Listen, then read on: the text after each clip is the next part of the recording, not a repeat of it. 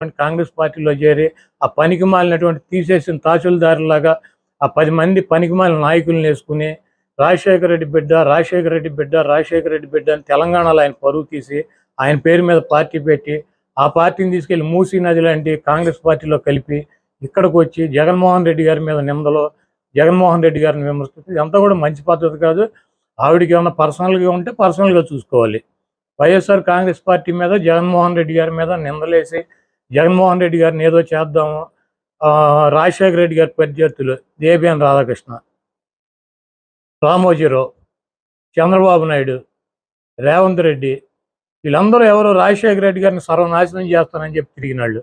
పవన్ కళ్యాణ్ రాజశేఖర రెడ్డి గారు పంచి కొట్టి తరిమి కొడతానని చెప్పినటువంటి పవన్ కళ్యాణ్ వీళ్ళందరూ ఇళ్ళకెళ్ళి వీళ్ళందరితో కలిసి రాజశేఖర రెడ్డి గారు రక్తం పంచుకుని రాజశేఖర రెడ్డి గారి ఆశయాలని నిలబెట్టి ఈరోజు ఇంకా రాజశేఖర రెడ్డి గారు చనిపోయి 15 ఏళ్ళైనా రాజశేఖర రెడ్డి గారి పేరు రోజు ప్రతివాడు తలుస్తున్నాడంటే దానికి కారణం జగన్మోహన్ రెడ్డి గారు.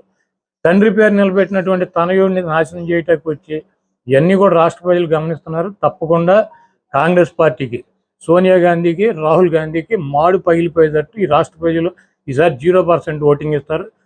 ఇంకోటి చెప్పుద్ది ఆవిడ ఏ రోగానికైనా ఒకటే ట్యాబ్లెట్, పోలవరం అవ్వాలన్నా కాంగ్రెస్ అధికారంలోకి రావాలి, ప్రత్యేక హోదా రావాలన్నా కాంగ్రెస్ అధికారంలోకి రావాలి, స్టీల్ ప్లాంట్ అయినా కాంగ్రెస్ అధికారంలోకి రావాలి, ఏ సమస్య తీరాలన్నా కాంగ్రెస్ అధికారంలోకి రావాలని చెప్పింది.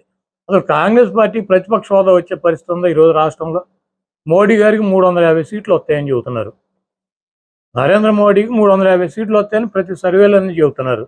చెబుతుంటే కాంగ్రెస్ పార్టీ అధికారంలోకి వద్దంటే నితీష్ కుమార్ వెళ్ళిపోయాడు, మమతా బెనర్జీ వివాదాలు, ప్రతి వాళ్ళు ఇండియా కూటమి అని పెట్టారు, ఆ కూటమి ఒక్కొక్కటి వెళ్ళిపోతున్నారు. ఈరోజు కాంగ్రెస్ పార్టీ ఏంటి అధికారంలోకి వచ్చే? రాహుల్ గాంధీ అక్కడ ఎంపీకి గెలుస్తాడా? మొన్న యూపీలో ఓడిపోయాడు. ఈసారి సోనియా గాంధీ, రాహుల్ గాంధీ అసలు ఎంపీలకు గెలిచే పరిస్థితి ఉందా? అదో తీసేయడానికి సిద్ధంగా ఉన్న పార్టీని దాన్ని పట్టుకొచ్చి డిస్పోజల్ పార్టీని రాహుల్ గాంధీ మొదటి సంతకం పెడతాడంట. ఎక్కడ పెడతాడు మొదటి సంతకం? ఎక్కడ పెడతాడు? ఆ ఎంపీ కూడా కాడు.